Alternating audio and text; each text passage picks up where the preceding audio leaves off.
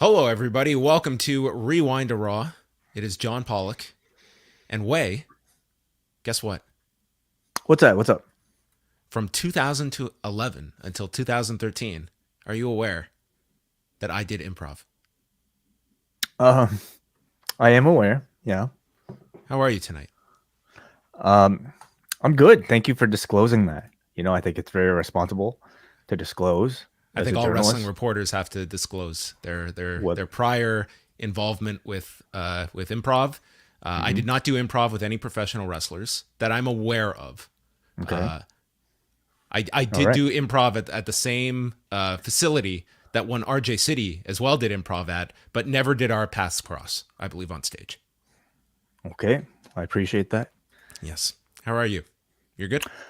Yeah, I'm doing all right. Kind of a bit recovered from the weekend I'm slightly. not. So No, you're I'm. not, eh? Yeah, I could tell. Sometimes I know immediately how John is feeling after getting onto one of these calls and saying hi to him, and I was like, John, how you doing today? And John's response, I'm good. All right, let's start the show. Sometimes I it's one of those. Guys, I can't wear a mask. I'm. I woke No, up you today. I can't. was. I was pretty out of it today. Today wasn't a great day. I'm just going to be upfront with everybody. But I'm here. It is our latest show to discuss wrestling, and we have an explosive Raw to talk about.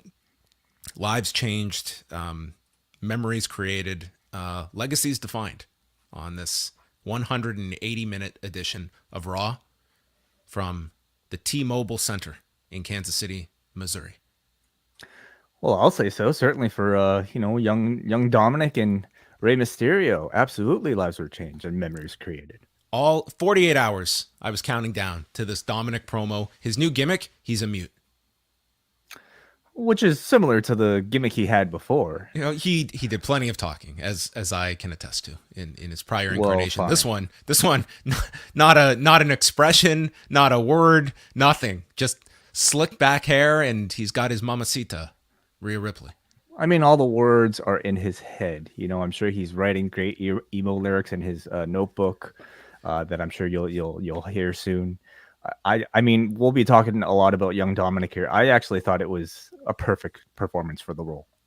We will get to Dominik. There are more pressing things going on within professional wrestling beyond that. But if you're brand new to the party and you're just tuning in to Rewind to Raw, boy, we gave you back to back to back nights here at Post Wrestling. Friday night, we had a packed edition of Rewind to SmackDown. That led into Saturday night, where we chatted Clash at the Castle, which feels like a distant memory at this point. And then Sunday night, after All Out, we went live with our pals Braden Harrington and Davey Portman for the All Out / Worlds Collide / CM Punk press conference post show. And we went through all of it. And today we've got a locker room.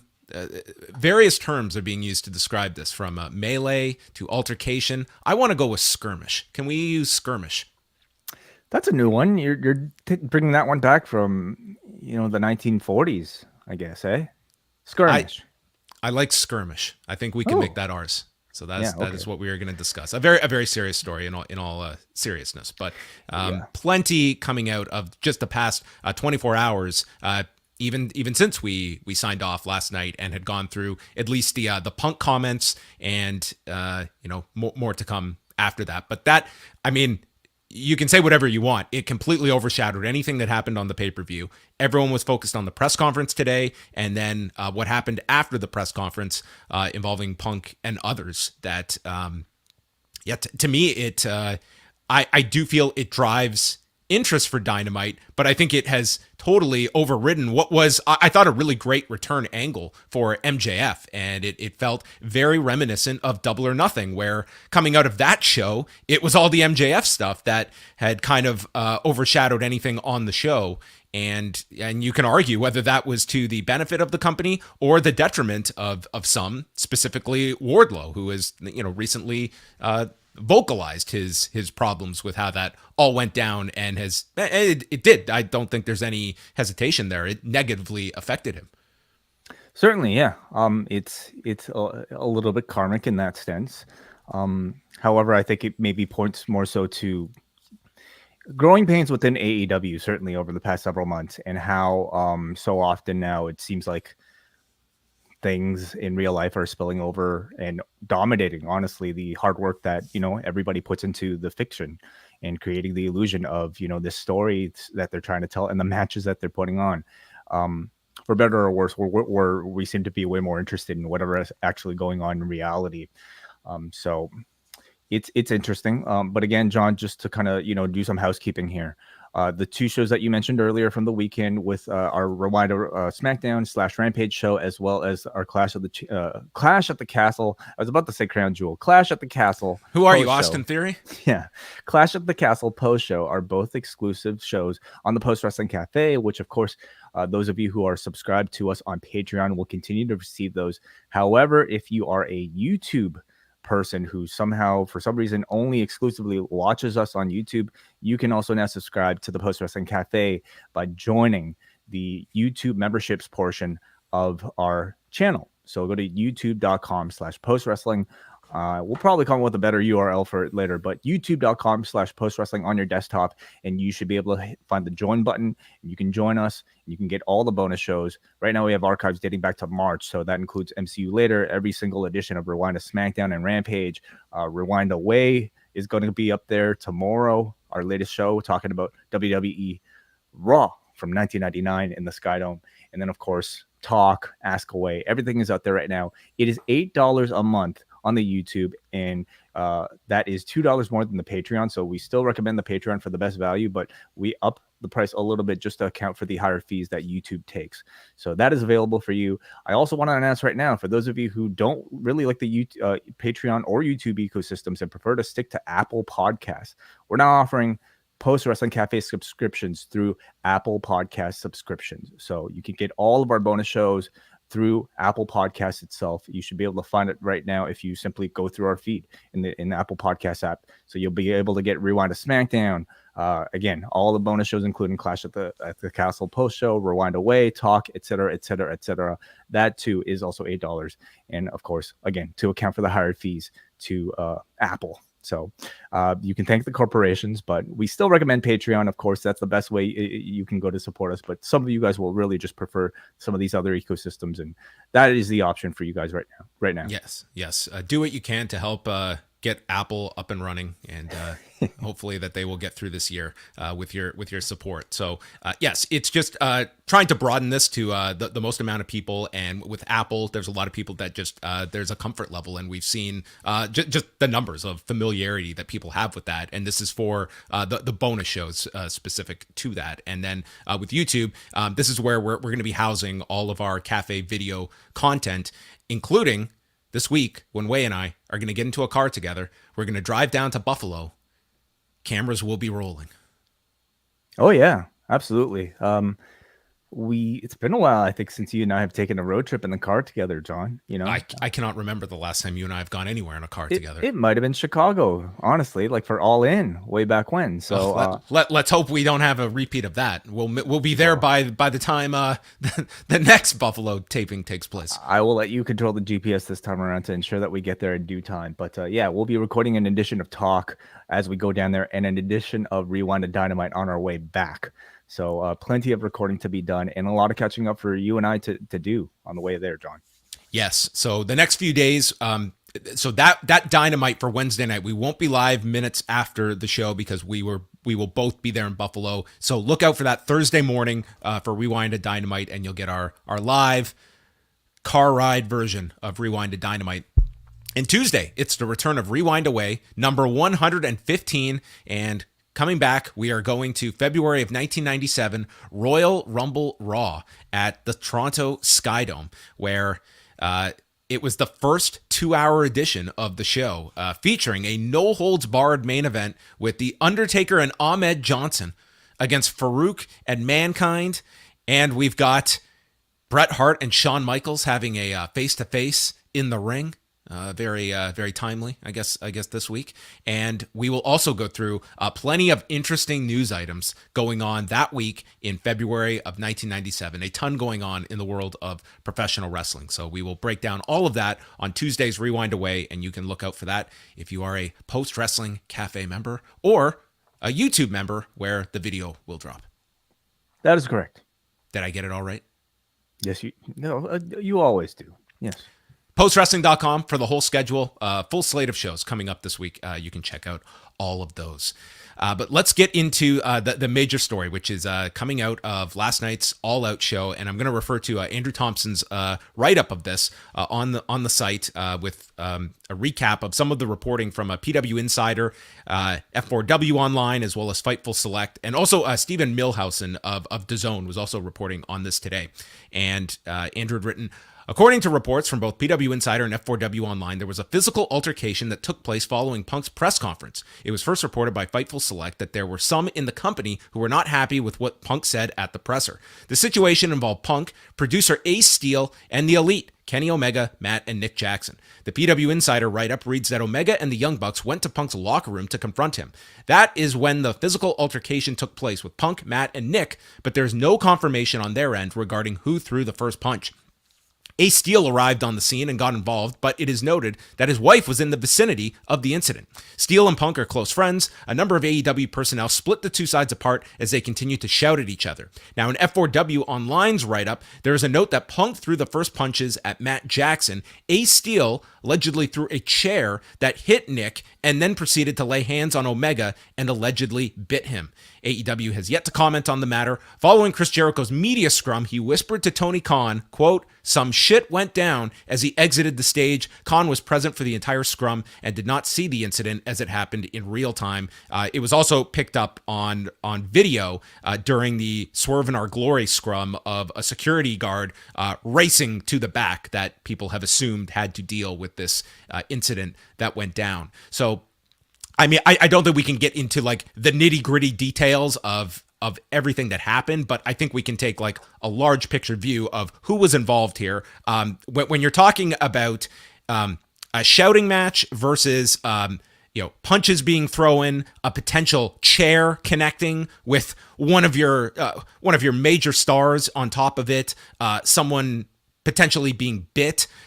You have the fact, whatever stock you want to put in the titles, these are 3 EVPs that are involved in this, and you can look at that from the side of the talent that is getting involved physically with EVPs, and the EVPs conversely getting involved in this. There's that dynamic to things. There's a producer here in Ace Steel. Like, these are people, and your top star, bar none, in CM Punk. So these are all people that have significant weight attached to their names or job titles that I cannot fathom how this doesn't go without some sort of response from the very top end of the company. I just cannot fathom that happening, but we are talking about 4 of the biggest stars in the company, and a really it just feels like a powder keg that has exploded, and this is going to require the most intensive management of Tony Khan to try and quell what has now erupted from. I mean, that press conference was just a breaking point last night. Absolutely, yeah. As if like the evening could have been even more newsworthy than Punk's comments at the press conference. To hear about some of these reports from very credible sources about a physical altercation that took place, and the details of which I'm sure we'll learn a whole lot more of in the days to come. It is taking really like the events of last night from just kind of being a simple news story to like almost something of legend right now. That's sort of like the critical level that we're kind of reaching at. And it is by far, I think, the biggest test that Tony Khan is facing as, a professional wrestling promoter, as somebody who's a leader of a locker room that appears to be incredibly divided right now. How do you deal out punishment while at the same time, ensuring that will harm you, will harm your product, but ensuring that your business is maintained. We're right. Talking about the 4 arguably integral acts of various. It's your divisions. World champion and your trios champions as well. Absolutely. So you can't suspend everybody and willingly take everybody off of TV. However, you have to show a message to the locker room that you can't stand for this. What is that going to look like? And it's interesting though, because like in the comments at the press conference, when Tony Khan was not necessarily aware of how much this had escalated, but simply after follow up to CM Punk's comments, I mean, Tony was asked, and he had very much the attitude of, yeah, in wrestling, people and performers aren't going to like each other, and oftentimes that creates for great television. He was almost like speaking of it as, this is an opportunity for me to turn this into story. Does he still feel that way? Is it irresponsible for him to you can't say that at this point. Now this is a dangerous work environment. Like if you're talking about chairs being thrown at people, I mean, if this was in the NFL, if this was at Fulham, what would the reaction be? I would have to imagine suspensions. Like that, I would look at any sport, and that would likely be the outcome here. The question becomes, like, is this a tenable enough situation that you can? I think the best case scenario is that they're on islands from this point forward, where they exist once a week in a building. They will not work together. They will be separate, which they are now, aside from the Punk Hangman program. You can never rule out at some point you could revisit that. I do not see that in any near future at this point with Punk and Hangman. That might be a very optimistic outcome after this. This could you could be at a situation where it is ultimatum for either side. It's him or us. It could very well be in that position. And whose side will Tony take at that point? Who is more integral to your business? It would be one thing if this was simply Colt Cabana and CM Punk, but it's not. It's three of your founders, three people with executive positions, and arguably the person who's done the most business for your company, who is in the process of taking your company to the next level. The fan response to this, to me, has largely, as expected, I think, been anti-Punk. Is that how you felt? I've seen mixed. I think some people.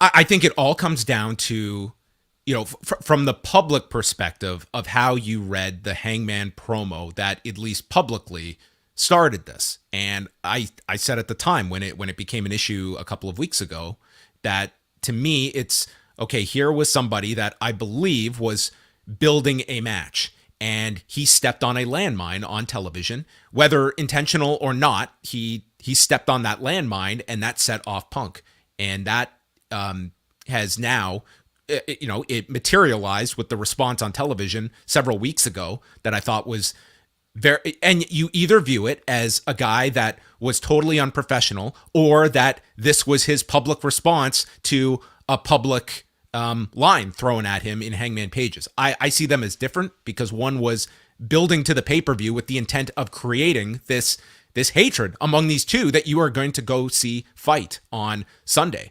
Punk believes that comment jeopardized their first $1 million live gate, which he did not expand upon. How did that jeopardize a $1 million gate several days after the promo? It seemed pretty self-explanatory that he was like, considering walking out and not appearing. That's how I took it.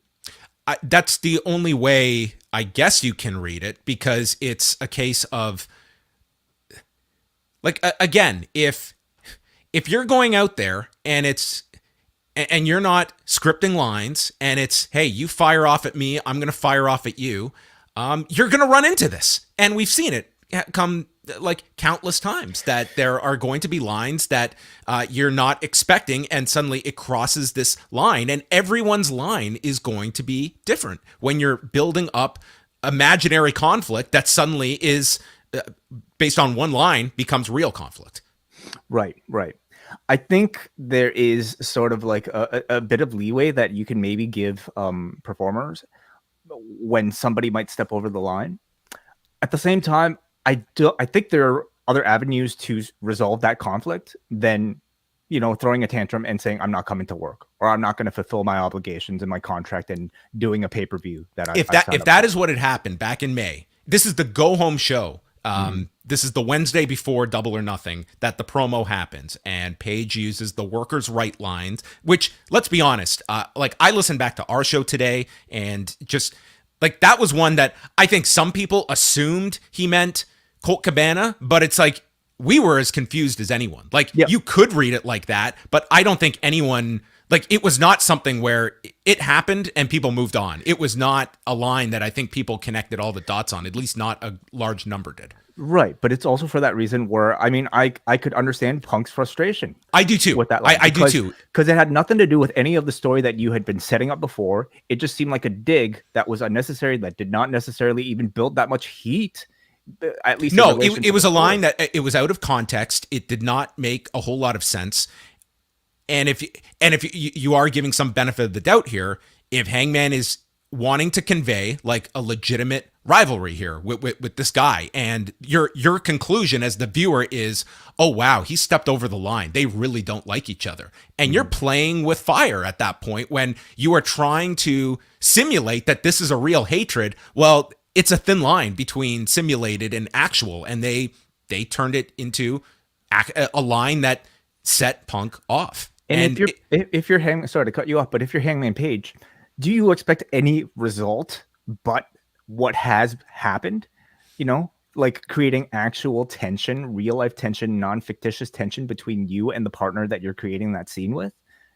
Like when you're throwing out a line like that, you know, he's asking for people to look deeper when you're talking about workers' rights. You know, he's asking for people to kind of, you know, look past what's story and into the reality of CM Punk's role and how it may have affected the rest of the locker room.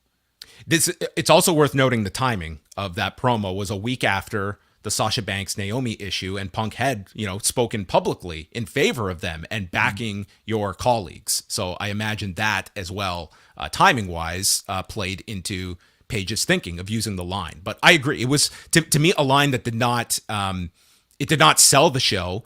But I can also look at him believing that it was.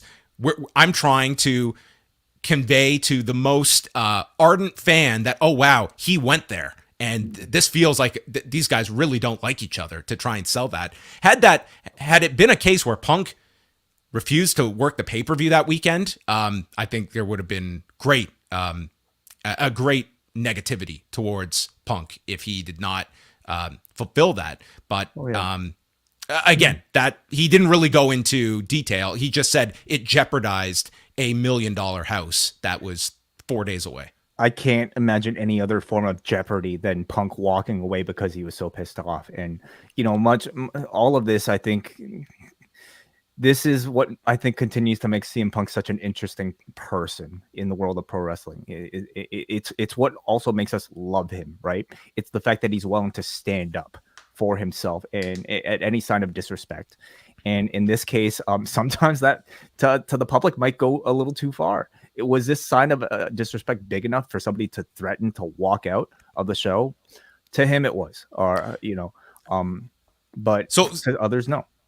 So just going through the timeline. So they have the match. Punk wins. Wednesday, they're at the Forum, and that's the show where Punk breaks his foot in the match, where he jumps off the stage, breaks his foot, and then Friday is the Rampage, and Hangman was off the show that Wednesday.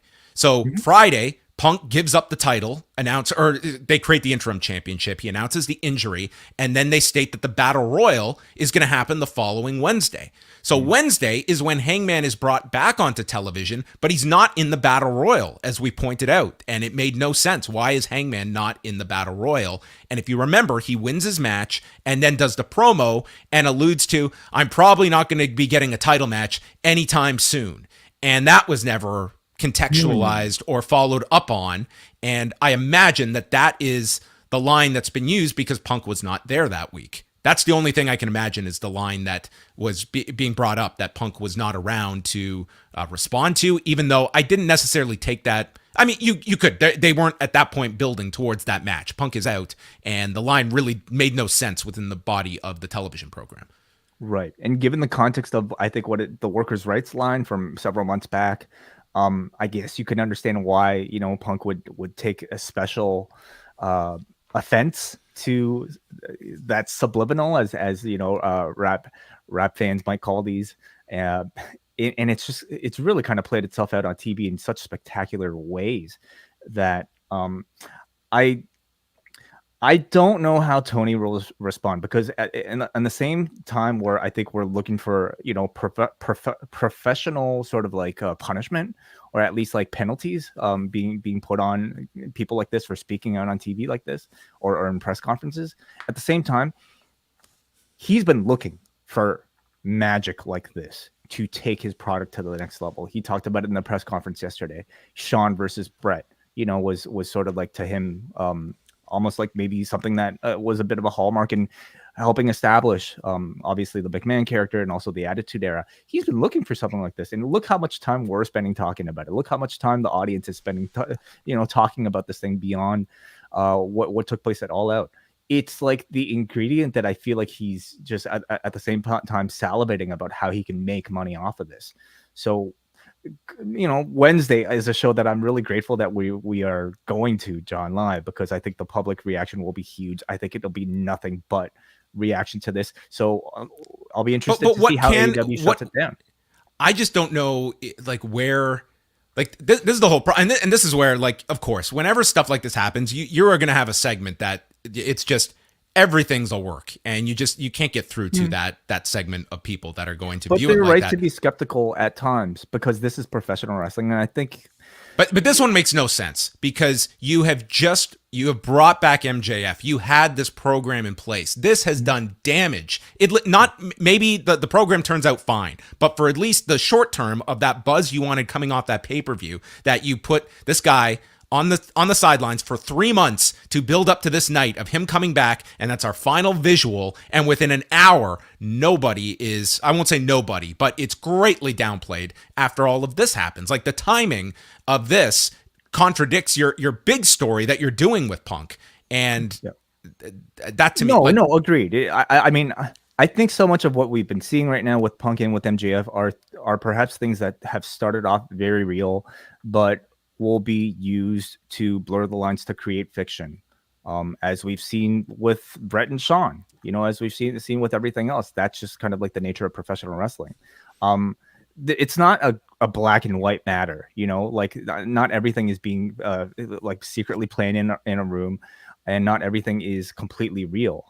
But I'm kind of past that argument myself, John. Like, I think like people, let's like kind of move on and like talk about this knowing what we believe to be the truth, and that the tension here is very real. So the next question then becomes, and just to, I guess you also have to look at just the handling of all of this, because these months go by, Punk comes back, and he does the promo on Hangman in the ring, calling him out. To me, at that point, like, that was, if you want to look at this, that is strike one for Punk. And I think strike two was last night. And you might argue that the locker room stuff, depending on who the instigator was, like, does that become another strike in all of this? To me, it never should have got to the point that last night erupted into. After that promo several weeks ago, first of all, the fact that all of this was boiling after the Hangman promo, this is where, there needed to be some kind of understanding so that promo never happens in the ring from Punk, calling out one of your baby faces to the surprise of everybody and making your baby face look like an utter fool on television, regardless of whether Punk feels he's justified or not. If I'm the executive producer of this show, there is no way that you are doing that to one of my central figures, and we do not know what is happening on our television, and you are calling out this challenge out of nowhere, justified or not, in your mind. Right. Now, would you say the same thing for Hangman's line from the prior promo? I have a lot more leeway on that line, given that they were working together. They were working towards... Not that one, but what about the other one about not getting a title shot anytime soon? If that was a completely improvised line and we're not going towards that match, that's a fair one too. Yeah. I don't think that's subtle one... It's subtle enough that you understand why it didn't get a lot of attention. Like, it was not this big controversy coming out of it. Like, we noted it. But you also believe, okay, they're planting a seed for a rematch down the road or something. But the way it positioned Punk was that he's shutting Hangman out of the title picture, and it's like healing Punk. So that's fair comment too. But again, we're talking about this company that one of the selling features was we don't script promos. We don't have writers. We let the artists write their music. And now they're writing music that we want to have a better control of. Now the record company wants to have a say in the rap lyrics. Totally, yeah. This diss track is too close to the bone. Yeah. Again, though, like that's a wonderful analogy because to me, one of the things that deepened my whole love of hip hop are real life beefs. Tupac and Biggie, Nas and Jay-Z. These are things that I think are still stuff of legend that really take the industry and the companies or their art forms to the next level. So again, I there's a big part of me that thinks Tony Khan right now is thinking about ways he could turn this into art, how he could make money off of this. And I also feel like, as tense as maybe things may be between Punk and the Elite, somewhere down the line, I believe this will be turned into business. You always have to keep that door open in professional wrestling. I don't think that's happening in the immediate future. But do you look at this as, again, you have 4 major stars that are at the center of this, that it is going to do your program no good to send either side away for any time being. But at the same time, what message does it send to, I don't know how you can turn a blind eye to this. And believe me, I understand the nature that, everyone is bringing up, well, you just suspended Eddie Kingston. There is going to be a star system in pro wrestling, and the bigger star is going to have the bigger rope. That's just the reality of things. And you can disagree with it. You can say it's unfair. Wrestling is unfair. It is. That said, I feel like once we're talking beyond just like that press conference alone, you could certainly argue like that was a very unprofessional. Not so much him defending himself about the Cabana stuff and addressing it. He has a right to defend himself, but then to run down your EVPs in a roundabout way, pretty much insulting Tony Khan, who put those people in those places. Like that was, I think it made the company look really bad to have your top star just pretty much paint your company as amateur hour. There's no doubt. Absolutely. But is it a punishable offense? Is it wrong for a man with a live microphone to speak out his grievances? This is CM Punk we're talking about here. It adds to the fact that, Tony, not to mention the fact that Tony Khan was right next to him, basically kind of like almost kind of, I wouldn't say nodding in agreement, but certainly not looking, upset. I do not think he was comfortable in that position. I don't think he wanted to sell his emotion. But it's bad for him to come out after this to say, I'm going to punish you for saying these things, even though in the moment I let you go ahead and say as much as you wanted to. Fair enough. But I think at that point, I don't think you can retroactively punish him for that. When Tony was right there, kind of like almost complicit to it all. Well, I don't think I didn't think the press conference was going to lead to action, especially but the physical alteration is a different story. Absolutely, we're in a different area code of seriousness. I think he needs to take a stand for the integrity of his business, to show his bosses at Warner that this is a professional company. You have to suspend everybody who is involved in this. Obviously do your due diligence in a proper investigation, but when it escalates to physical altercation, you have to take a stand. And no matter how big of a star player this person is for your team, you got to suspend them. You got to deal appropriate penalties. You have a big enough roster. You just kind of went through a whole, summer without Kenny and without Punk. What's a few more, months or something like that? Dish out the appropriate penalties. And then from that point on, see if you can work things out and turn it into art. Do you at all, and again, people are going to look at like the EVP titles of like how significant those titles are, but they are titles. They hold technically executive positions in the company. Do you hold those 3 to a higher standard, that as opposed to this just being wrestlers on equal footing in the company getting into a backstage skirmish? I hold wrestlers to a higher standard. I think you have to. That's a good answer. Professional environment like this, whether you're an executive or not. If you're an adult working in a professional environment, you cannot be throwing fists. That's unacceptable anywhere. So the EVP titles I think are also interesting too, because at this point we don't exactly even know what that entails, John. From what we hear, it's greatly diminished from like what it was, when the company began. So at this point, what does it even mean to be an EVP for the company? It may very well just in terms of the benefits that comes with, like, is this something like they could lose their EVP titles over that may have like very tangible benefits attached to it versus a wrestler contract? Like, this is something where, if you remember way back in the mid 90s when Vader and Paul Orndorff got into that big fight backstage, it was like a lot of it was on like Paul Orndorff like fighting Vader. It's like, you're the road agent here. You are in the position with the office that you should be the cooler head here in this kind of a situation. And even though it goes down as this legendary story about him like beating up Vader, and again, like, it's, I can understand having this kind of a response when you see this press conference in the moment, but at the same time, you hold these titles that are above the other wrestlers in the locker room. You are the people that set the culture of this locker room in many ways, that you are looked upon, that you just spoke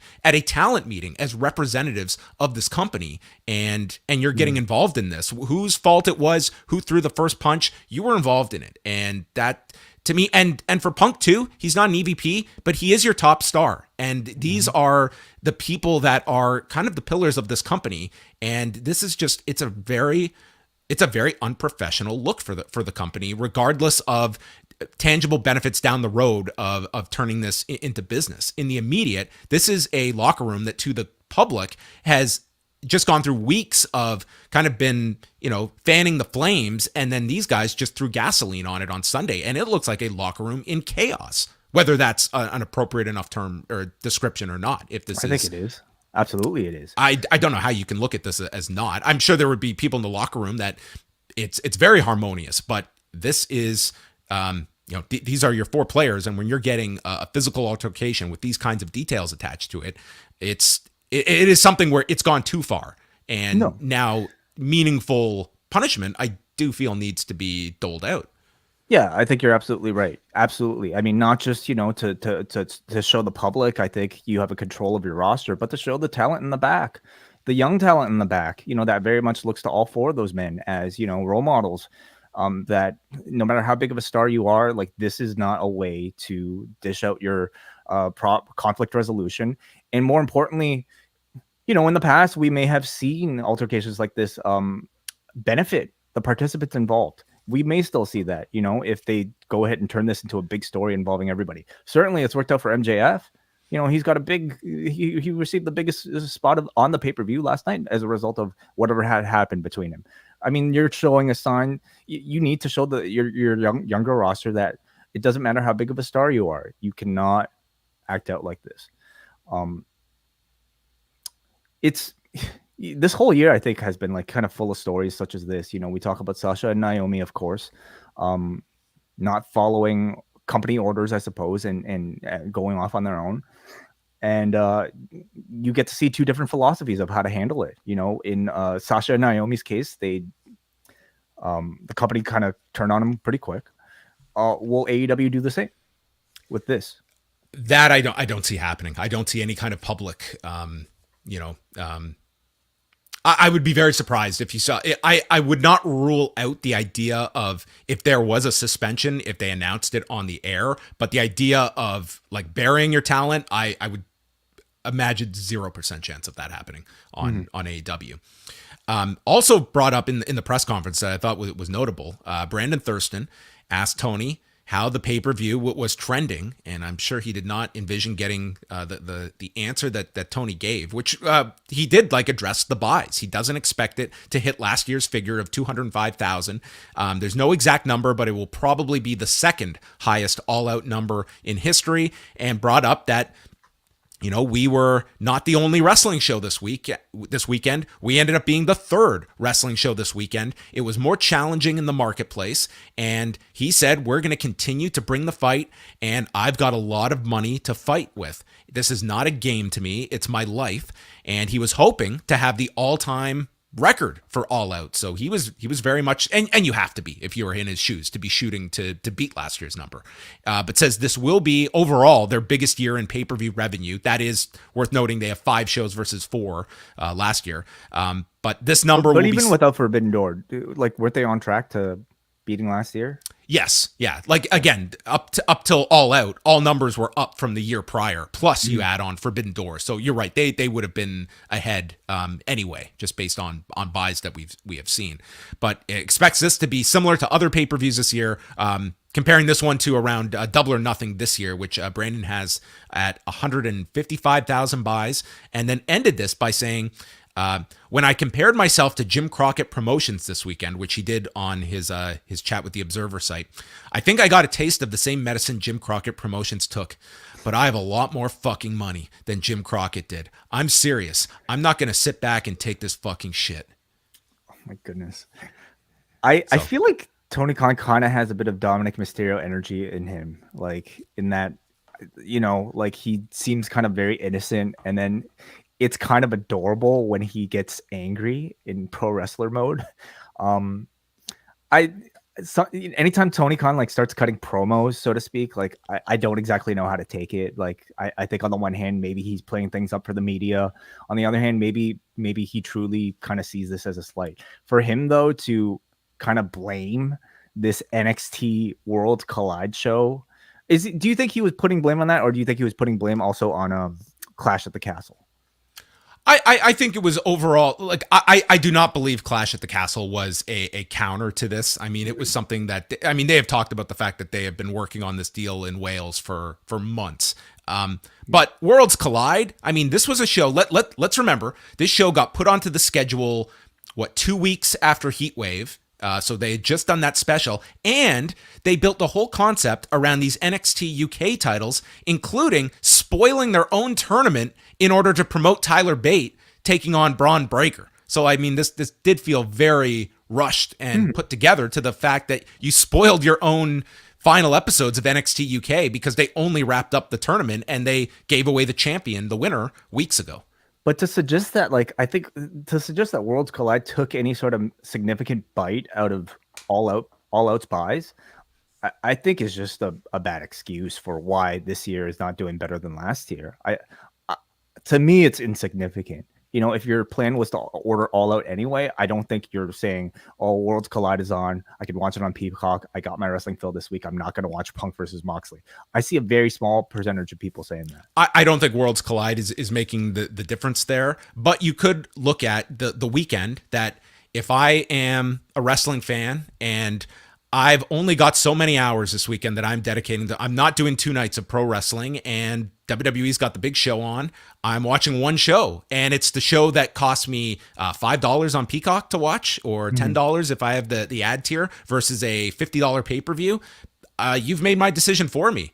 If I want to watch on Sunday, it's like I do have a cheaper option to get a 3-hour show, and I don't want to sit down for 8 hours to watch pro wrestling. So, it didn't help. It certainly didn't help. Was it a Jim? Who do you say? Jim Crockett? Or yes. Was it a Jim Crockett move though to like have a counter program, if you could even call it a counter program, the day before in a different part of the world? Like, I don't think so. I think they're looking more at fair. I guess they're just looking at the idea of, like, last minute. Again, I don't think this is Worlds Collide. Yes, I can agree. But like, I also don't think Worlds Collide did any sort of significant damage to All Out. So like, for Tony Khan to respond to like Worlds Collide as some sort of major slight that he's going to vow revenge on, I thought was kind of silly. Well, it's, regardless of what the intent is, like, I feel this is not going to be the last time we see this. I think there's going to be plenty of counter programming. Marathon, not a race. Well, and both sides, they know the game that they're in, and this is the game that's going to be played, and it's probably, and it's a dirty game that is going on.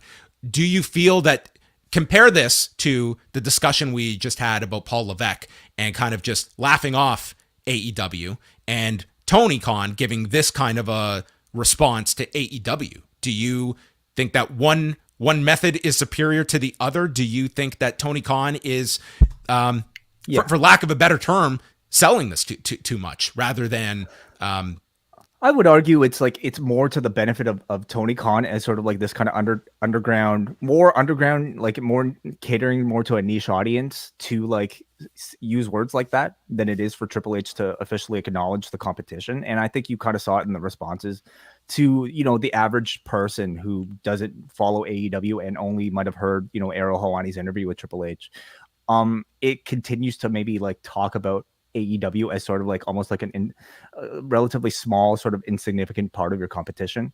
Whereas Tony Khan's response in the press conference really treated this like it was the biggest war he was about to enter, taking on AEW with all the money that he has. So the responses I think were appropriate, but I do feel like the energy from Paul Levesque made WWE feel bigger, and which they are. The only other notes from the press conference, Tony Khan would not comment on Malachi Black and what his kind of a sign-off meant when he got onto the stage, which I guess that's notable too, the fact he would not comment on it. We shall see. And it was also reported on Wrestling Observer Radio that Christian Cage was injured going into All Out, so that looks to have played a factor in the match being so short. And we've seen him with that arm brace on for the last couple of weeks. So that is the latest on Christian. MJF will speak on Dynamite, and that's what they have advertised, along with Yuta and Garcia and the trios match with Death Triangle against Best Friends and Orange Cassidy. They have not announced anything involving Punk or your trios champions, and there was no Being the Elite that came out on Monday. Interesting. Yes. Okay. There you have it. That is all the news. Are we ready to move on to Raw after our 45-minute intro? I suppose so. Yeah. This was the much bigger story than Raw. Raw, I think we could summarize. Hey, quick. I don't know about this, man. Come on, again. If you're a Dominik Mysterio fan, this was a big show. Well, we were going to get right to it. Edge comes out at the beginning, and he brings up Dominik and has known Dominik since he was 5 years old. I've stayed at your home in San Diego. Me and Ray have gotten tattoos together. Actually, they got ink together. And he talked down Dom after his first match, as he was getting ready last year for his first match in front of a live crowd. You felt like a nephew to me, but Dominik doesn't feel the same way about me. He apologized for the spear a couple of weeks ago, and he didn't come back here to get between father and son. And he takes the blame for the Judgment Day trying to ruin the Mysterios' lives. But Dominik, I'm looking at you not as a 5-year-old kid, but as a WWE superstar, and I'm going to beat your ass. So he calls out Dominik, and Ray comes out, and he's holding his heart. He's just, Edge, please. And he knows that Dominik messed up, and he's asking for an apology on behalf of Dominik. Edge says Dominik is old enough to stand for his actions. So that prompts Rhea Ripley to come out saying she saw the potential in Dominik, and she made him into a man. And there walks out Dominik, all in black, hair is slicked back. Dude, I just thought this looked perfect. Yeah, it's not quite, full on Eddie Guerrero, LWO with a goatee or anything, but I think for the Judgment Day, it is perfect. I suppose like membership in the Judgment Day requires like, a significant amount of hair gel in your, I don't know, entrance package here. But he looks awesome. Like he looks awesome because of how he looked before. Like in our enjoyment of Dominik Mysterio, there is like a little hint of irony, but I also think this is actually great storytelling. So Ray is pleading for his son to snap out of it. Come make things right with Edge. And Ray just says, I don't want to be a part of this. And he goes down to the floor. He looks at Dominik. Dominik won't even look at him. The crowd is chanting Eddie's son at Dominik. And Ray just walks to the back, a defeated man. And Edge is awaiting him to come into the ring when Balor and Priest storm the ring, attacking him. And Dominik joins in, chop blocking the knee. And then Ray returns, and they won't let him help Edge. Ripley then drills him, sends him into the steps. There's a South of Heaven on Edge, and then a coup de grace onto the chair on top of Edge, and Dominik leaves with the Judgment Day, and the big attack was on Edge's knee, as it almost felt like this was like his latest write-off, but he will be coming back next week, where they will do Dominik versus Edge to combat Monday Night Football's return. Right, yeah. Can you imagine that sentence, like 2-3 weeks ago even? But to me, this is now the hottest program in at least Raw, maybe even in the WWE. I thought that this was a tremendous follow-up to the angle coming off of Saturday. Starting off with a great monologue from Edge, who I think very clearly and very cleanly in concise fashion outlined his history with the Mysterio family and with Dominik. It all sounded incredibly real because I have no doubt that a lot of what he said was real. I'm sure he did shoot like pea shooters in the back with Dominik. He probably did actually, stay at the Mysterio's home whenever they toured in San Diego, and just kind of like got ink together. Got ink together, yeah. And just the inclusion of some of those details, I think already injects this story with so much depth off the bat because you're playing off of reality. And he accomplished all of this in the span of this kind of 3 to 4 minute promo. Grew up with the kid. He looked at him like a nephew, and I'm going to treat him like a man now because he's of age and I'm going to beat his ass. Like Edge, I thought was great. You had, sort of our follow up and our introduction to Rey Mysterio's mentality in the midst of all this. And he, I think very believably, plays a father who is torn. There's nothing in the world he will do to ever turn on his son. So he still will have all the faith of the world in his son, while at the same time he's incredibly apologetic to what is arguably what feels like a close personal friend now in Edge. So I think his motivation is actually very full of character and full of story and depth, and I thought he did really well. I also love how restrained they were with Dominik's involvement in the physical altercations. They didn't have Dominik directly attack Rey here, nor did he, deliver the killing blow directly to Edge with the chair. I think that might be to come, but for today, this to me is almost like it's a classic Star Wars turning to the dark side type of story where they're still keeping small hints of hope within Dominik that there's still good within him. And they're slowly turning him, or at least slowly playing with sort of his conversion to the dark side, so to speak. It's probably a great person in Edge to have as his opponent next week because Dominik has to change his style dramatically to work as a heel. The big handicap though is that, as a heel, he works fine as a babyface and he kind of plays off of Rey in a tag.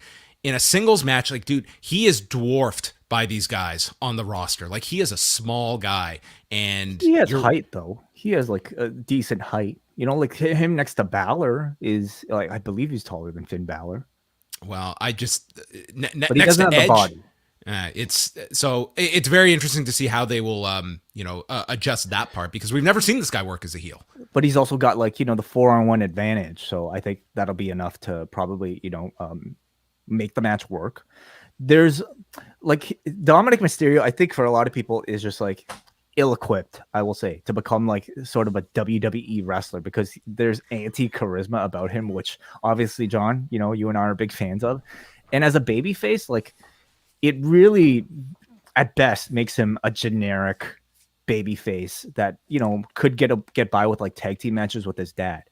As a heel though, I actually think it's a perfect type of performance for this role where he has to basically be emotionless as he turns off his mind as he's watching his father get beaten up. I think they perfectly crafted a character for Dominik's limitations as an actor, for instance. Earlier in the day, the Miz and Ciampa are in the parking lot. They will not talk. They will not even say Dexter Lumis's name. And they're doing this whole interview. And then they happen to notice next to them a car tipped over. Yeah. Yeah.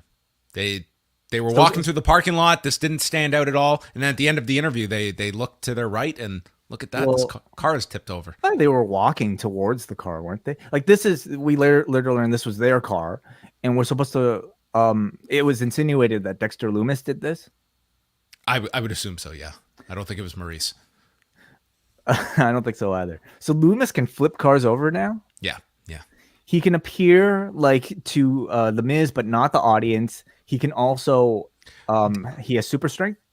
Did you notice another interesting note about the Dexter Lumis character? So last week when he appeared in the crowd, Kevin Patrick came to the Miz and said, "What did you see in the crowd?" Meaning no one else was supposed to be able to see Dexter Lumis except Miz.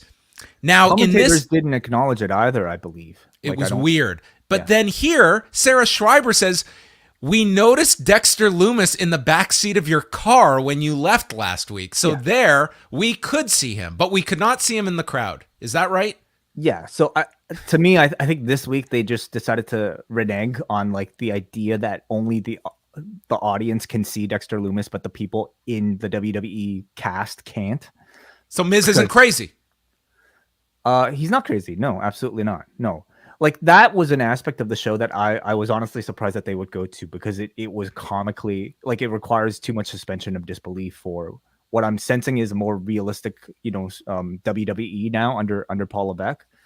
So yeah, this week they're not doing really any supernatural, you can't see him, but we can type of stuff, except for the fact that Lumis can now flip cars over.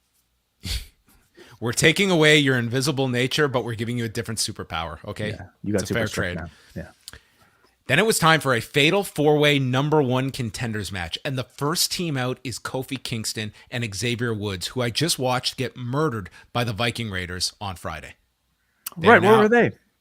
I have no idea. They were clearly not. They didn't want him to be decimated in the end of this segment, but you're right. The ranking system. Booking wise, yeah, I guess it's a plus that they were not part of this, but logically this made no sense to have these guys in a number one contenders match. Nor Doudrop, and Nikki. No, they brought up the fact, we saw them last night and they lost to the tag champions, and here they was that a non-title match? Or was that a title match? Today, you mean? Yeah, with Raquel and Aliyah. I don't know. Anyway. I'm not sure. So we had probably non-title. You're probably right. Alpha Academy, Los Lotharios, and the Street Profits. So, dude, this went like 2 segments, and it was actually look at the talent in here. This was a good match. Good. This was really good. Dawkins continues to really stand out for me in a big way. He hit a pounce, sending Kofi over the top, and then followed with a tope con hero. Ford and Gable had a great spot in here with the American Automatic and Ford landing on his feet. Umberto with a moonsault landing on the feet of Ford. It's a good match. They're going along.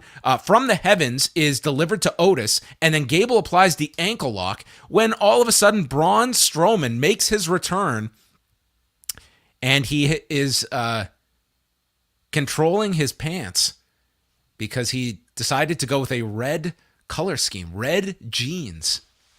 Control your pants? I had nothing. So he comes out and he just destroys everyone. This felt like the cruiserweight division in WCW. Yeah. Got a strong reaction, but just murdered all these guys and left them laying. There was no outcome in this match. I don't know why we had to call it a number one contenders match. We could have just done a 4-way match, I guess. And then he clears the announcer's desk and power slams Dawkins through the desk.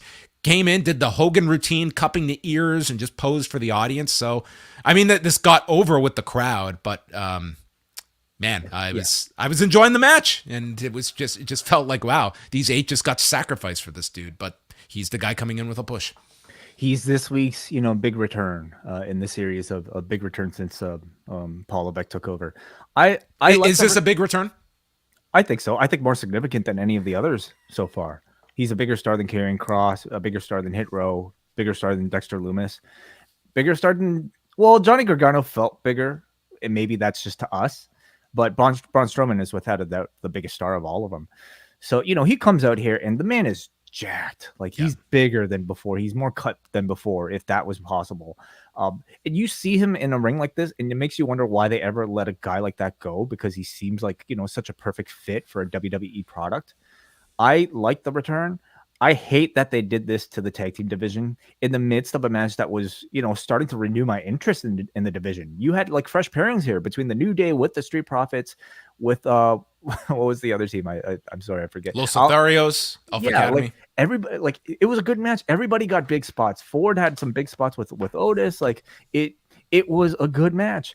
And it was just sad to see them, cruiserweight division, this whole thing, when they could have just as easily booked a throwaway 24/7 gimmick for Strowman to do this with. Or even 2 of the teams here. I mean, it's like no one's taking Los Lotharios all that seriously. But I mean, it was just like all 8 of them. That by the end of this, it's like, okay, these are the geeks. And I don't look at the Street Profits as geeks. And I don't think you want to position Kingston and Woods as geeks. But that's certainly how everybody felt at the end of this. But I mean, these were your sacrificial lambs to get over who they believe is the bigger star that they are going to be putting in a much higher position than any of these 8. Yeah. Raquel Rodriguez and Aliyah against Nikki, A.S.H, and Doudrop. The best line from Jimmy Smith. There's a reason for the smile on Raquel Rodriguez's face after winning the tag titles last week. No, so thank you. Finally, there's some justification for her happiness. So they're very aware of Yeah, this was very tongue in cheek, I thought. But they're so aware of the fact that it's very unusual to see this person smiling this much. So, I mean, at this point, it's intentional because if Triple H wanted to change it, he would have already.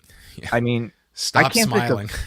Can't think of any reason for her to exaggerate the smile so much other than to potentially set up a heel turn, maybe. Well, they explained here that Raquel did a lot of the heavy lifting in the tournament as compared to Aliyah, so they are going with that story. Damage control is shown watching in the back, and the ending here saw Aliyah take out Nikki, A.S.H on the floor, so she did her part, and it allowed Raquel to hit the Tejana bomb onto Doudrop and pin her 344, a quick win, and they would be setting up a match with them for next week. This was really short, and I think I think they know that they're going to be breaking up Nikki and Doudrop, and it's just we can beat them like drums until we're ready to do the breakup. And you need an establisher for, your new champions to at least, I don't know, cement the idea that they're somewhat significant.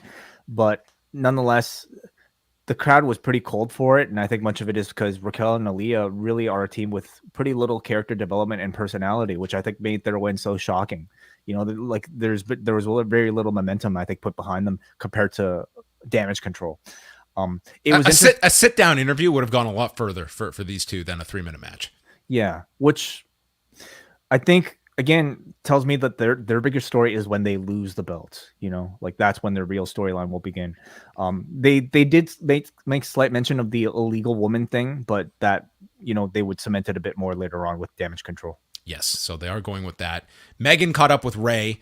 He loves his son. He needs to speak with him in private. Judgment Day is trying to ruin his life. Edge is like family to me, but he says he will never put his hands on his son. So this is very much Brett being asked about a match with Owen, and never will I absolutely, positively ever wrestle my brother.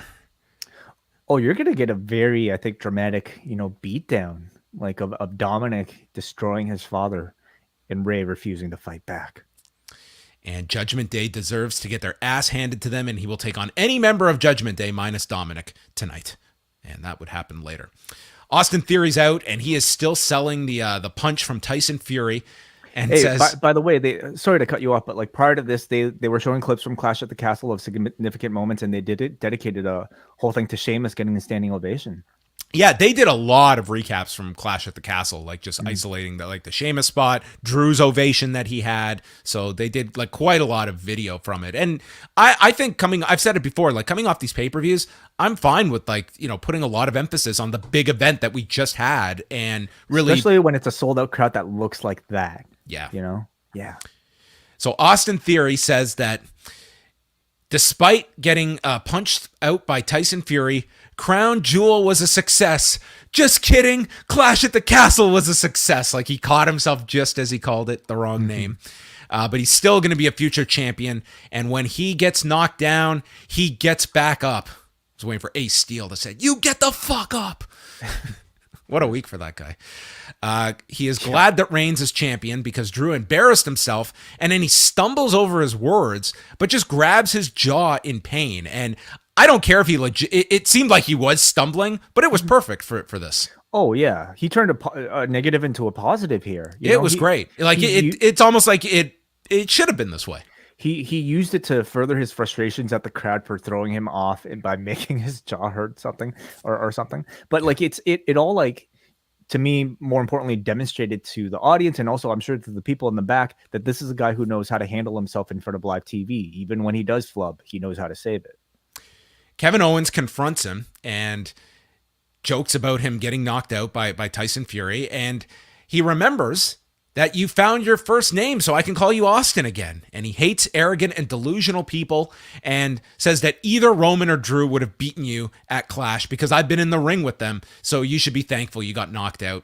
Theory calls him jealous because you haven't won a title in years, nor have you ever won Money in the Bank. And Owens brings up the fact that Drew couldn't beat him several weeks ago, and he had Roman beat 18 months ago, and the only reason he didn't win the Money in the Bank is because he wasn't in the match. And with that, Owens calls on the ref and says now it's time to fight, and we get a impromptu match between the two. He didn't really call on the ref. He was like, this is the at time. This point, this is the time when, am I the only person who's aware that like a referee will probably walk in right now? And as he says it, the referee comes in. I'm really loving this sort of like very self-aware, like meta, Truman Show-esque type of Kevin Owens, who is, I guess, carrying on from like the Elias Ezekiel thing. He's the only guy who realizes that he is on a scripted show. He's the only person who knows Ezekiel is Elias. He makes allusions to real world things that other people don't know about, like Austin Theory getting his first name back. He called him. He says he even said like, what, you used to be the handpicked guy, referring to we got a subtle Vince reference here that you were the handpicked future. Yeah, so it's a great direction to take him, sort of like, and to make him a babyface, because he very much is the real guy on the roster anyway. So they had a really long match. Owens is attacking his jaw with the forearms and hits a senton, but lands on Theory's knees. And then Owens headbutts Theory off the turnbuckle, hitting a swanton. Owens lands a super kick. The pop-up gets avoided. And then Owens runs his shoulder into the post. And Theory does the spot that Owens has done in the past, where he just gets thrown with the back of his head hitting the steps. I hope that Kevin Owens just has some trick to do this thing, because it looks fucking brutal. Mm-hmm. So you would hope. Yeah. I hope so. It looks awful. I was like, retire this spot, but I don't know. So he beats the count into the ring, makes his comeback, Fisherman Buster, hits the pop-up powerbomb, and stuns Theory to win this match in 16 minutes and 56 seconds. This was it was a long one. But Kevin Owens has been put in this role recently, right? Like the sort of like, what was this, like 9 o'clock? Something. This was in the second hour. Yeah. Okay. Well, anyway, a significantly long match on the show, and they all seem to follow a bit of formula. Somebody comes up there, cuts a promo. Kevin Owens interrupts. They get into a bit of a promo battle, which have been pretty consistently good, and then they engage in like a pretty long wrestling match, which again are usually pretty good, because Kevin Owens is a spectacular wrestler and seems to drag a lot of great stuff out of his opponents as well. I think this was a pretty strong win for him against a guy like Theory, who gets a lot of screen time. And they're doing a really good job of building him back up, I think, Kevin Owens. Yeah, this is a match that, at a different period, you would assume that they would just do some cheap DQ or count out at the end. But or you got a Theory clean finish would most afterwards. likely win. Like if this was a year ago, for instance. Yeah, but it was a nice match. It was, it got 2 segments and another strong win for Kevin Owens, who they're keeping very strong. Schreiber spooks Miz as she walks up from behind. It's like, I'd be a little annoyed too. Like, Miz has given this woman plenty of time on the day of my match. Like, what more do you need to ask me? I've got a cage match. And anyway, he's better than Lashley. That's what we learned in this promo. Damage Control are out to gloat about their win at Clash at the Castle. They are taking control, and Io says that they are taking the tag titles next week, and this is when Dakota Kai notes that she was not the legal woman in the match last week, and apparently nobody noticed over the whole last week. They pointed it out here. They pointed it out here, but I also felt like it was kind of downplayed in that, like, they didn't even show a replay of it. Like, in the replay that they did show, they kind of hid that point of the match. Yeah. So, part of me wonders. Anyway, go ahead. Yeah, I mean, it was certainly not played up last week. Like, Dakota played it up, but was that her just acting on her own? I would be surprised if she was just pointing that out as audibly as she did last week, but they made no big deal out of it. But it just felt like this was our way to set up a rematch for next week. So Bayley brings up her win over Bianca Belair, and that prompts Belair to come out and challenges Bayley on the spot, but Bayley is not working on Labor Day. So Belair says that it took all 3 of you to beat me, and unless Bayley has this title, you control nothing. So this was not set up for next week, but is a match happening in the future. I enjoyed the segment. I thought Bayley did a great job of gaslighting Bianca Belair into, convincing us that her wanting to face Bayley is just Bianca's ego acting up because she can't handle one loss, rather than, the reality, which seems to be Bayley's own cowardice at not wanting to accept the match right now. So we don't know when it will be, but I mean, relatively soon, I suppose, and on Bailey's own time. So yeah. Yeah, the next pay-per-view is not till October 8th. So that's a long time. But yeah, maybe that pay-per-view will take shape in the next week or so. Schreiber's with Johnny Gargano. He's excited to remind people what he's capable of in the ring. Theory interrupts and says, "Since you've returned, you're just Johnny talking." It's like, dude, I've been on 2 shows since I've been back. Gargano agrees with this assessment, though, and he's going to wrestle next week in Portland. Rey Mysterio against Damian Priest. He is the chosen Judgment Day member. Priest was in control until, you guessed it, ran his shoulder into the post, and Rey delivers kicks after catching him in the corner. Judgment Day joins him ringside, including Dominik, and Rey manages a seated senton and quebrada staring at his son, and then Priest throws him into the turnbuckle. Rey spins off the shoulders into a DDT, and then Rey stops Priest with a knee and hits a Hurricane Rana off the top. Rey misses the 619, setting up a spin kick from Damian, lifts him up for the Razor's Edge, but that's countered with a Rana, and Rey goes for the 619, but Dominik stands in his way on the apron, and the crowd booed. And this allowed Balor and Ripley to distract Rey, and Priest nails Rey south of heaven and pins Rey in 13:32. Yeah, I thought it was a good match. You know, in particular because I think Rey's character motivation was pretty well conveyed throughout. He walked to the ring very sad at not having his son by his side. He started the match off really like furiously angry at Damian Priest, and then you know, they did a good job of continuously showing Dominik's sort of like ability to just distract Rey just by being there throughout the match. So I've really been into the storyline. The Judgment Day stood over Rey, and Ripley, who's very much taken a leadership role in the Judgment Day, at least when it relates to Dominik, like she seems to be the one spearheading the Dominik influence. Well, that's going to be the Judgment Day story, like going ahead. So I'd be curious, like if this seems to be like she will be like speaking on behalf of the group. So she says that there's only one man left in their way, and Dominik is going to send Edge back into retirement next week. And what Poppy wants, Poppy gets. Mm-hmm. Yeah. What stood out to me on this show is how much the crowd remembers the sort of Eddie Guerrero, you know, custody storyline. And I'm sure it's something that they're just kind of like waiting for Dominik to actually speak about, to reveal about how he felt throughout all that, and how somehow, you know, Eddie will become a bigger part of this whole thing. I lied on the A&E biography. I hated it.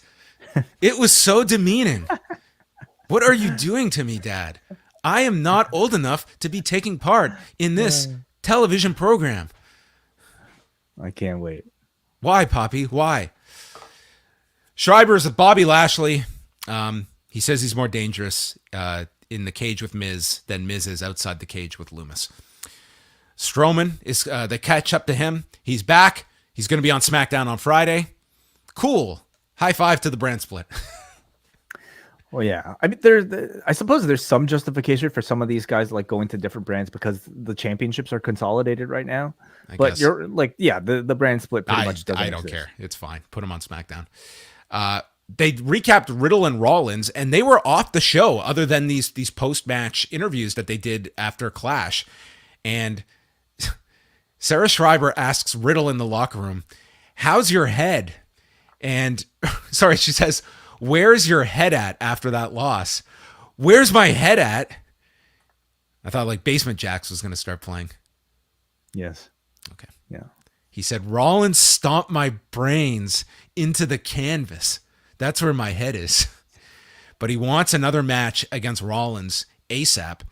So Rollins was told about this rematch, and Rollins, justifiably so, is like, "No, why? I beat him. There was no controversy. I'm moving on." I thought this was not. I'm sure this was designed. It's like, oh, you're ducking Riddle. It's like, shouldn't that be how a feud ends? You beat the guy and then you move on. Why would he give him a rematch? Sure. Well, I mean, for the spirit of competition. But you're right. Yeah. There's how many times do I have to beat you? To beat you, what? 4 times? 5 times? Like, agreed. I mean, done. But yeah, but you know, this, unfortunately, I think, or fortunately, we are going to get that rematch. That's why they it's going to be a bit of a journey for, I guess, Riddle to justify the rematch at this point. Next week, it's the return of Monday Night Football. And last year, the week-to-week difference when Monday Night Football came back meant a 10% drop in viewership and an 18% drop in 18 to 49. So we will see what impact it has, given that Raw has been up this year. So it's Raquel and Aliyah against Io Sky and Dakota Kai for the tag titles, Dominik against Edge, and Johnny Gargano in action. Mm-hmm. I would assume the tag title match is the main event. Yeah, possibly, unless there's something else. You could go with Edge and Dominik. I mean, that show did really well in Toronto that you built all around an Edge match. Does football go all the way till 11? Yeah, it's okay. It might be over by then. Depends on the game, I guess. They're going against Denver and Seattle next week. Right. Will you have a split screen? No, I don't think so. Okay. Bobby Lashley and The Miz in a steel cage match for the United States Championship. I swear to God, this match was just the longest thing in the world. In comparison to some of the later matches last night, I didn't have that same feeling. I think you enjoyed this Raw a lot more than me. I got into the Dominik stuff. This to me was the Raw that has felt the longest of the Hunter Raws for me. Like this felt like a very. I don't even have like did any. You watch it like in real time? Close to it, yeah. Because I zipped through commercials, so maybe that's why. This was what I don't have like all these negatives on the show. It was just a long show for me to watch. At the beginning, Corey Graves mentioned he dropped a line from Pat Stay, who died tragically over the weekend, the Canadian rapper. Oh wow! So he was. I didn't even know about that. Wow. Miz attacks him with the United States belt before the bell rings, and then Ciampa gets involved, and they take Lashley to the floor before the bell rings. We come back, the match is in progress, and Miz is attacking the arm until Lashley starts to fight back, and this had been the focus of their attack before the break on the arm. And Miz tries to escape, but with Ciampa's help, but Lashley pulls him back. Lashley cannot climb the fence as Ciampa gets a chair and starts smashing at his knee. So Miz, capitalizing, hits the awful Busaiku knee. That I guess that's the charm that Miz does Daniel's Bryan spots awful. But it looks, dude, this looked like a guy that was like trying to jump into a pool with a bad cannonball or something. Like it looked terrible. Like he really should be the leader of the Jericho Appreciation Society of sports entertainers. Like he is the quintessential sports entertainer. I'd love to see him attempt a cattle mutilation. Well, we came back from the second break, and he's got the label lock applied on him. And Lashley gets up to his feet, runs Miz into the cage. Graves, who like Lashley was like the arm was like being sold at some points and others not so much. And Graves says his arm's got to be made of adamantium. Yeah, it's just coming back to full strength. It's amazing how these arms work. So Miz climbs, he's hit with a superplex. Lashley misses a spear going into the cage and is hit with a skull-crushing finale. Lashley kicks out. It's got a bit of a reaction, but not to the extent of like a skull-crushing finale kick out. Ciampa then shuts the door on Lashley's head, which in another era set World Class on fire. Here it was Lashley no-selling it, and then he slams the door on Ciampa's head, and then Miz repeatedly slams the door on Lashley's head while the camera cuts every time the door hits Lashley's head. I don't know if this would have. I would have loved to have seen this direction for Gordy slamming the cage on Kerry's head. Miz goes to climb over, but then he sees Dexter Lumis slide out from underneath the ring, and he crawls back into the cage where he is speared, and Lashley pins him. And then Lashley closes the door, leaving Miz in the ring with Lumis as he applies the head and arm choke, and he chokes out Miz as the show ends. So tune in next week to see if the Miz survives. Yeah, and we can all see this one. The audience can see this one. The commentators could see this one. What's happening to him? Is he collapsing? Why is he choking? Is he having an allergic reaction? Yeah, I enjoyed this, John. I thought from a storyline perspective, which is I think how I tend to watch Raw more so than like an in-ring, exciting wrestling match perspective. Like I thought everything was sound. The fact that Miz, it is really stupid of a plan to book yourself in a steel cage match against Bobby Lashley in order to escape from Dexter Lumis. But I guess the man was confident enough in his abilities against Bobby Lashley. And I suppose also with, Ciampa ringside, the 2-on-1 advantage was for him enough I think, I don't know, sanctuary from Dexter Lumis. But nonetheless, I thought the 2-on-1 advantage was played well to serve up Bobby Lashley as an underdog. And by the time you got to the Lumis surprise, I thought it was pretty well done. It ended up being Miz trapped in the cage with Dexter. And to me, jury's still out on how successful of a character Dexter Lumis might be long term. But tonight, I thought they did a good job, surprising everybody with that wonderful overhead camera shot where he just kind of pulled himself from under the ring, and then creating a show-ending scenario with Miz trapped again with Dexter. Yeah, I was fatigued by the end of this show, and having a 25-minute Miz Lashley main event was trying on me. But I thought Owens, in theory, had a very nice match on the show. The Dominik stuff was good. It was a good follow up to the angle on Saturday with the breakup as well. So I think that story, and more importantly, I think they have a direction for that story as well. This does not feel like they're just going by the seat of their pants week by week and where they're going to go. It feels like they have this mapped out where it's Edge next week. Obviously, the big match way down the road is with Ray at some point. I would contend that everything on the show right now feels like it has a long-term direction, not just stuff involving Edge and Ray and Dominik. I really enjoyed the Edge and Ray and Dominik stuff. I think everybody has a very defined role. By far, it's the best thing that Ray and Dominik has had to do on the show. It's by far the best thing that Judgment Day has been given. And potentially it could be the best storyline that Edge has been given, at least in, relatively recent history. So I think that's in really good shape, and I'm looking forward to seeing that unfold. I was not a fan of seeing the tag team division basically served up to Braun Strowman, so that was probably the biggest negative on the show.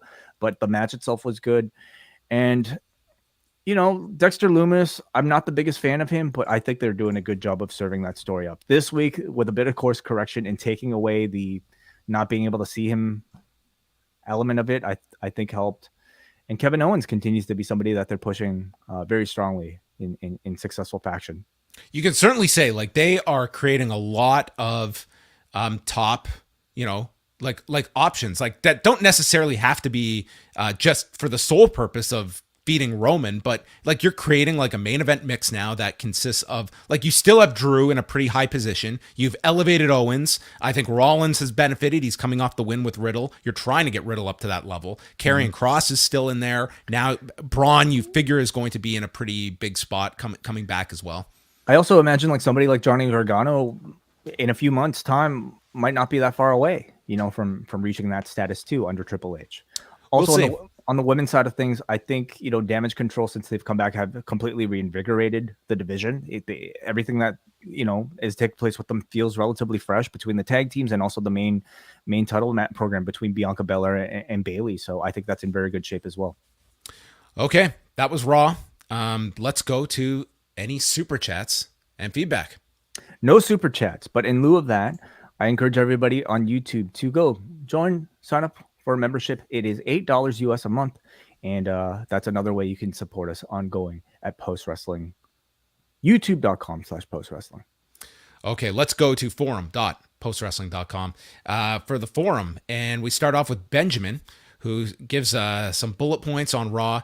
KO is a gem. Dominik Mysterio's new baby goth Grease Lightning look is magical. Johnny Backstage will become Johnny Wrestling again next week. Damage Control's new entrance theme is a banger. Braun Strowman looks like a proud boy in his red pants. And no one is safe, especially towels, because he'll toss them. All right.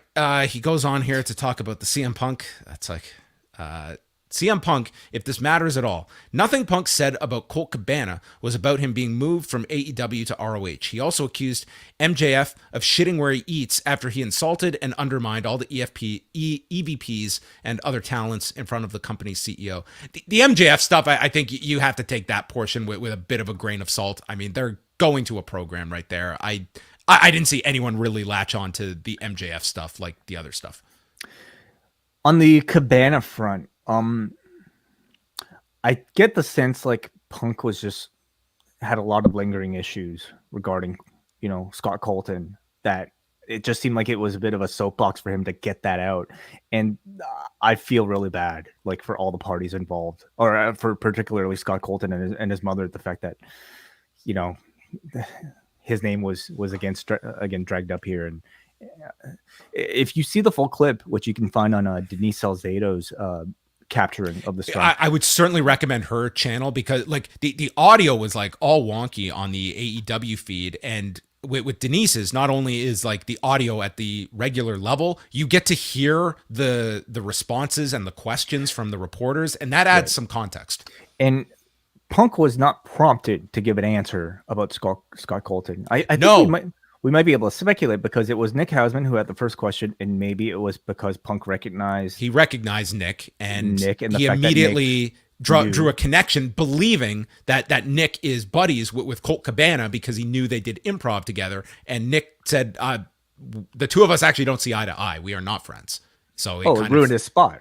Yeah, he said you ruined my spot. But Punk clearly wanted to get this off his chest, I guess, over recent accusations anyway. Yeah, it's it probably at this point it needed to be addressed.